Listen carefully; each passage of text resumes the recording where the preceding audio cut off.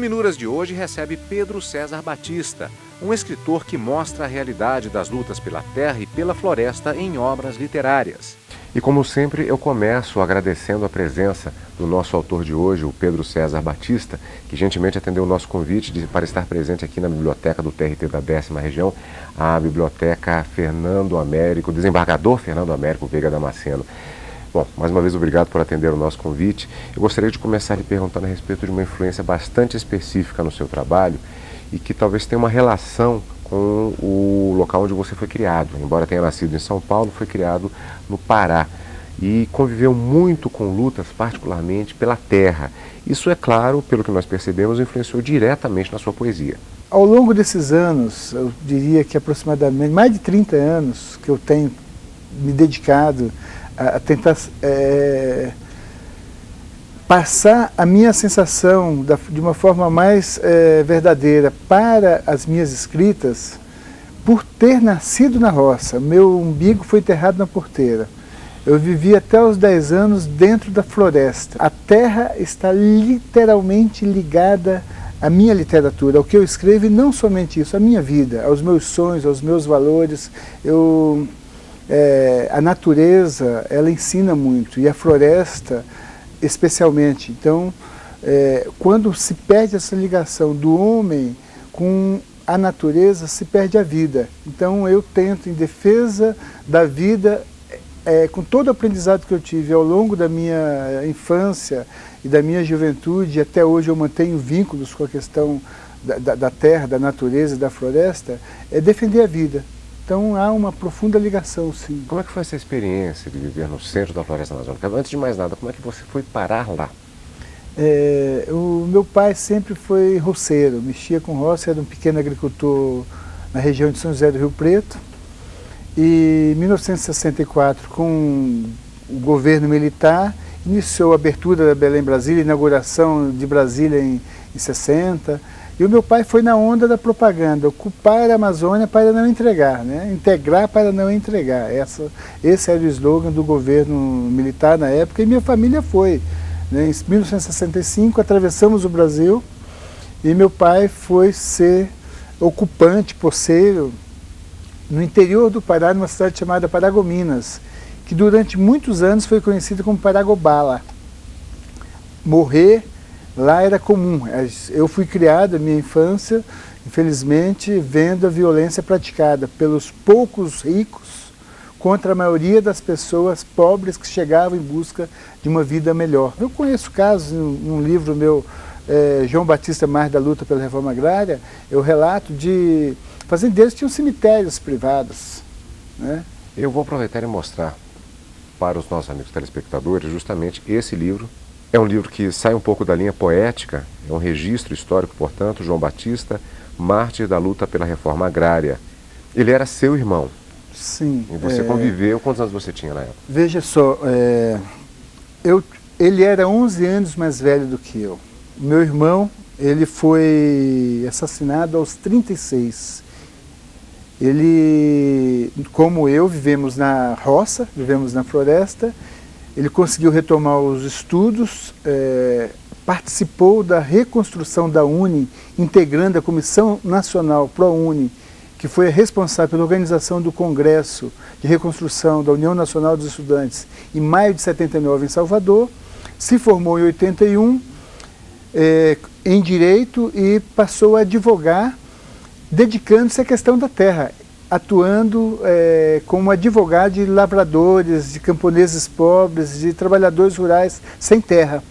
E quando ele foi assassinado, ele era deputado, ele conseguiu se eleger parlamentar em 86 e teve um curto mandato de 17 meses. Você também, na época, tinha uma militância também, você também atuava, acompanhava essa questão da terra na região do Pará.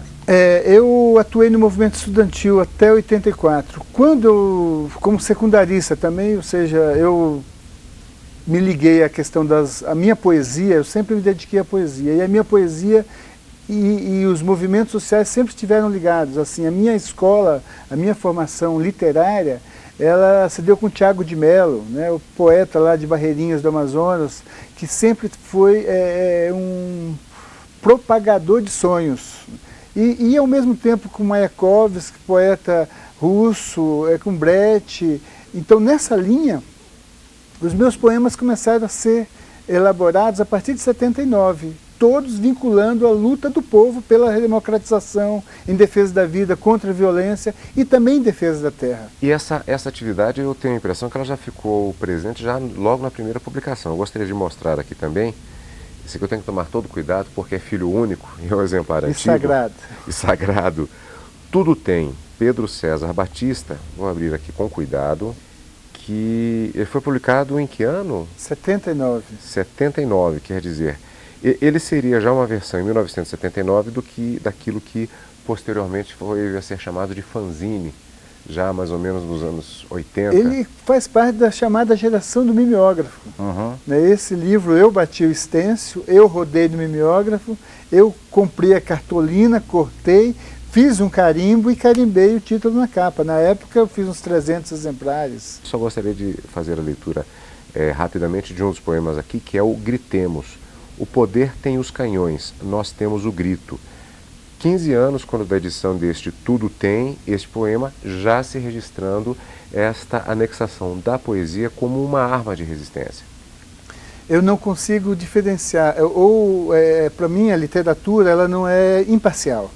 Quem diz que a literatura é imparcial tem lado, que quer justamente que a literatura sirva ao ostracismo da história, ao ostracismo do conhecimento, que impeça a descoberta da vida, da liberdade, dos sonhos, porque a minha poesia, o que eu escrevo tem um lado, que é o lado em defesa da vida, em defesa dos que são oprimidos, dos que são marginalizados, dos que são excluídos.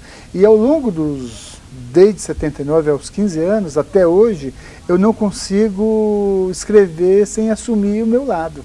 Dentro dessa linha, além da poesia, talvez tenhamos falado mais, além, é claro, do registro histórico do João Batista, mártir da luta pela reforma agrária, nós temos também, no ano de 2006, Marcha Interrompida, que neste caso, mantendo a coerência dessa sua linha de trabalho, é especificamente uma ficção baseada em uma realidade que existe no estado do Pará. Marcha Interrompida foi meu único romance até o momento. Eu editei em 2006, em 2008 eu lancei na ONU, em Nova York. Este ano passado eu fiz lançamento em Portugal. É um romance que eu levei 7 anos para fazer. Foi um romance que eu tive que pesquisar bastante para identificar as causas e como se deu o massacre contra os trabalhadores rurais sem terra em Eldorado dos Carajás. Ou seja, e o livro, Marcha Interrompida, eu só pude concluir a elaboração após participar de uma marcha. Eu morava em Brasília, e eu acompanhei a marcha de Anápolis até Brasília, dos Sem Terra, para poder entender como funciona o nível de organização. Então, Marcha Interrompida é uma influência, claro que com toda humildade, sem nenhum pedantismo, sem nenhuma perspectiva de querer estar no mesmo patamar, mas é uma influência de Euclides da Cunha de Os Sertões. Ou seja, porque Os Sertões é um livro que mostra o massacre praticado contra os moradores de Canudos, do sertão baiano, no final do século XIX. Então, Marcha Interrompido é um romance histórico, a partir daquele fato, mas que os personagens e muitas situações são realmente criadas para poder dar liga, para poder construir. Ou seja, ao lê-lo é possível compreender um pouco como se dá a violência no campo no Brasil. Aqui eu gostaria de mostrar também uma outra publicação, que é o Candeeiro do Tempo. Foi publicado quando? O Candeeiro do Tempo, 2010. 2010. Há aqueles que enganam o povo um dia, estes são maus. Há aqueles que enganam o povo muitos dias, estes são muito maus. Há aqueles que enganam o povo sempre, estes são imprestáveis. Cuidado. O Candeeiro do Tempo é uma síntese de 30 anos de poemas. Eu dividi em 3 partes, né? A primeira, a resistência, a segunda, a esperança, e hoje esse momento, a primeira década do século XXI, que estamos aqui. Ou seja, é tão engraçado que no final do século XIX, os autores falavam da necessidade de terra, pão e liberdade. Hoje a gente tem pão, tem liberdade, mas não tem terra, e é uma liberdade de consumo, né? Então, as lutas que se travavam no final do século XIX ainda são atuais no início do século XXI. Então, as minhas poesias, ao dividir o Candeeiro do Tempo em 3 partes, eu tentei colocar isso, ou seja, é uma síntese mesmo. Pedro César Batista, eu queria agradecer a sua participação conosco aqui no nosso programa Luminuras, desejando sempre boa sorte na sua atividade literária. Eu agradeço a oportunidade de poder estar aqui no Luminuras, de poder conversar com você, Cadu, e apresentar o meu trabalho à TV Justiça e aos telespectadores aqui desse canal, dessa TV pública que é fundamental para a consolidação da democracia na comunicação em nosso país. Então, muito obrigado pela oportunidade que me foi ofertada e que eu agradeço muito. Mais uma vez nós é que agradecemos, Pedro César. E o Iluminuras não acabou, daqui a pouco nós estaremos de volta falando a respeito de releituras e também da relação entre sensibilidade e o direito, logo depois do intervalo.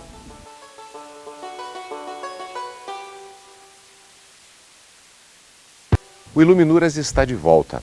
Ler um livro é bom, relê-lo pode ser melhor ainda.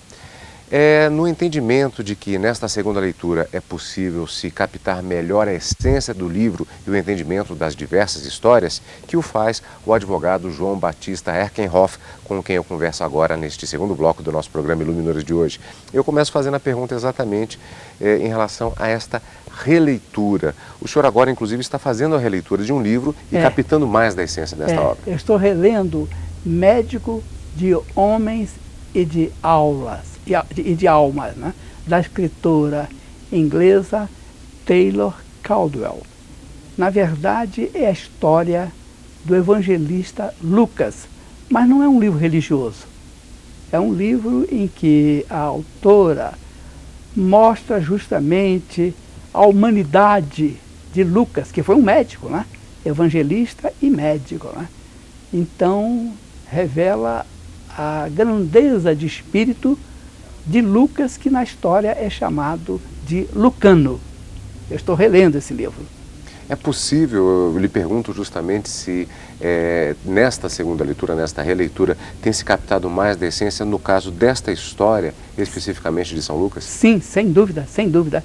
Às vezes, certos aspectos que não foram devidamente valorizados na primeira leitura, eles aparecem deslumbrantes na segunda leitura, né? Eu acho que muitos livros merecem uma segunda e até uma terceira leitura, né? Outros, com uma leitura só, é suficiente, né? Mas alguns livros realmente merecem ser relidos.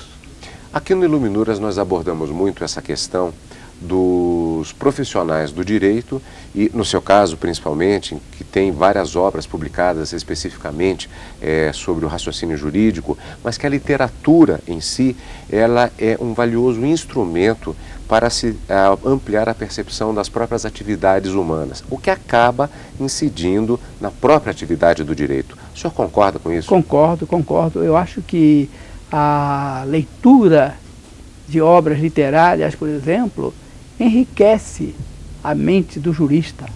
O jurista que só lê livros técnicos, comentário ao Código Civil, comentário ao Código Penal, comentário à CLT, etc., a meu ver, ele fica com uma visão pobre, porque a literatura justamente desvenda a alma humana. A literatura revela tanto as atitudes do ser humano como as descidas do ser humano.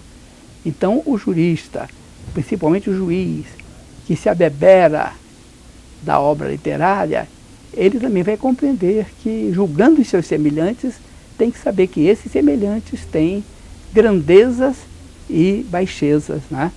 Então, eu acho que o jurista, assim, será mais compreensivo com o ser humano, né? Eu acho que a sentença judicial mesmo quando o juiz condena, eu acho que ela nunca pode ser marcada pelo ódio. O senhor fez a referência agora, estamos falando desta releitura, exatamente de Médico de Homens e de Almas, uma referência a uma personagem que é imbuída de uma grande humanidade, no caso do evangelista Lucas, do evangelista São Lucas. Mas é também interessante, adiantando, aprofundando um pouco mais a sua afirmação, a leitura também de personalidades que são, de personagens que têm a mentalidade, têm a sua atuação distorcida. É importante também nesse sentido. Vamos citar, por exemplo, Crime e Castigo, de Dostoiévski. Eu acho que também, né? Às vezes a literatura vai ao encontro de aspectos que a mera visão jurídica não alcança de modo algum, né? Eu acho que a literatura pode aprofundar muito mais do que o olhar meramente jurídico, né? Eu acho que aproveitando essa permanência, essa vinda à TV Justiça, né? Eu que já sou um jurista de 76 anos, né? Tem 5 vezes a idade da maioria dos estudantes de direito, eu daria um conselho aos estudantes de direito, né? Embrenhem-se nas obras literárias, devorem livros literários, devorem romances, contos, obras poéticas, devorem literatura, que a literatura engrandece o espírito do jurista. Que autores o senhor recomendaria, doutor Eckenhoff? É tanto autor que é difícil recomendar, né? Eu acho que são muitos, né? Eu começaria falando do grande Machado de Assis, né? Machado de Assis foi um psicólogo da alma humana, né? O Dom Casmurro revela, por exemplo, abismos da alma humana. Eu frequento autores bem diferentes, né? De Machado de Assis, a Cecília Meirelles, passando por Euclides da Cunha, frequentando Érico Veríssimo, enfim, passando por Raquel de Queiroz, passando por muita gente, né? Minha leitura literária é muito diversificada, né? E acho que essa diversificação não prejudica o sorver as obras, muito pelo contrário, né? Eu acho que essa diversificação faz com que o leitor até aproveite mais as leituras. Falamos aqui, inclusive, essencialmente de autores de prosa, mas o senhor tem uma preferência marcada pela própria poesia, também pela poesia. Tanto que é autor de um livro que se chama Encontro do Direito com a Poesia. De que maneira a poesia influencia o jurista? Também, né? A poesia, porque a poesia se caracteriza principalmente pela sensibilidade, né? A gente, por exemplo, quando lê Castro Alves, né? O Navio Negreiro, né? Puxa, que mergulho na beleza da vida, na beleza do mundo, né?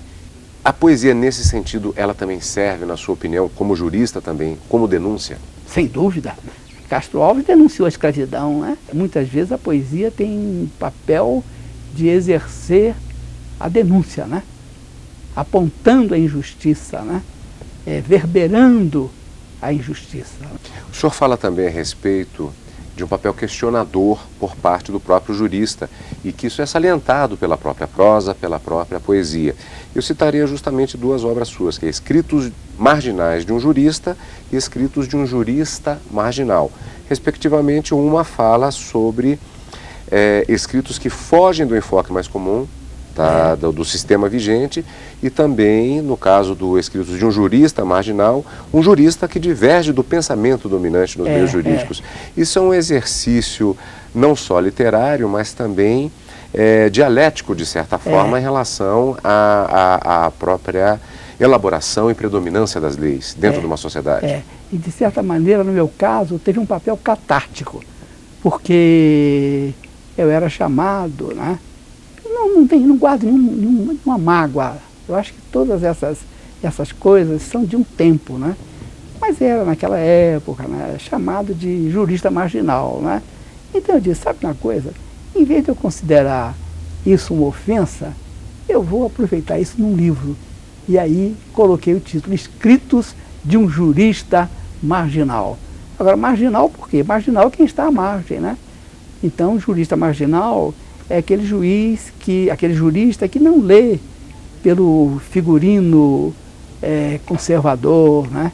É aquele jurista que foge dessa mesmice de todo mundo pensar igual, né? Doutor Eckenhoff, o senhor teve a oportunidade de estudar, inclusive em outros países, inclusive na França, e teve contato não apenas com o direito de outros países, mas também com a literatura de outros países.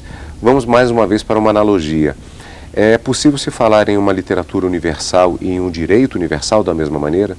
Eu acho que, por exemplo, a literatura não conhece limites geográficos, né? Tanto que muitas obras são traduzidas para outros idiomas, né? Por que uma obra é traduzida para outro idioma, né? Porque ela transmite uma emoção que não está circunscrita a uma nacionalidade, né? Então, a literatura é por natureza universal. E o direito também, no mundo moderno, tende a se universalizar, né? Há uma permuta de experiências, né? Então, hoje, o que se faz num país é discutido no outro país, né? Então, realmente, aconteceu este fenômeno extraordinário da universalização maior do direito, né? Da mesma forma que, de muito tempo, a literatura tem esse caráter universal. Doutor Eckenhoff, eu gostaria de mostrar aqui para os telespectadores justamente um trabalho seu com considerações a respeito, justamente, como já dirá o título, como vamos mostrar agora, exatamente do encontro do direito com a poesia. Livro de autoria do Dr. João Batista Eckenhoff, Crônicas e Escritos Leves. No caso, o termo poesia, ele assim, é usado num sentido amplo. Não é poesia apenas no sentido restrito, né? De obra literária versificada, né? Poesia aí no sentido mais de sensibilidade, né? Encontro do direito com a poesia é o encontro do direito com a sensibilidade, refletida nas mensagens poéticas. Isso é necessário para o advogado, para o juiz, para o promotor? Essa sensibilidade, o desenvolvimento dessa sensibilidade? Eu acho que sim, né? Eu acho que a sensibilidade é indispensável ao jurista, né? Qualquer que seja a sua posição, né? Advogado, promotor, juiz, né?